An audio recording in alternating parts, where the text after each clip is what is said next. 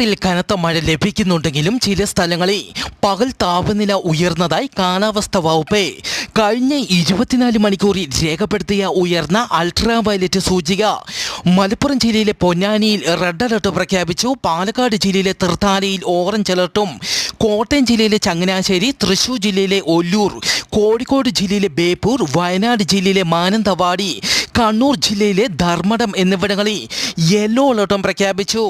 മലമ്പ്രദേശങ്ങൾ, ഉഷ്ണമേഖല പ്രദേശങ്ങൾ എന്നിവിടങ്ങളിൽ UV സൂചിക ഉയർന്നതായിരിക്കും.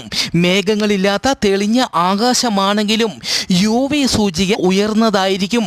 പൊതുജനങ്ങൾ സുരക്ഷാ മുൻകരുതൽ പാലിക്കണമെന്നും കാലാവസ്ഥാ വകുപ്പ് അറിയിച്ചു. കോഴിക്കോട് ജില്ലയിലെ കായക്കൊടിയിലെ ചില പ്രദേശങ്ങളിൽ ഭൂകമ്പമുണ്ടായതായി റിപ്പോർട്ട്. പ്രകമ്പനവും വൻ ശബ്ദവും കേട്ടതായി പ്രദേശവാസികൾ പറഞ്ഞു.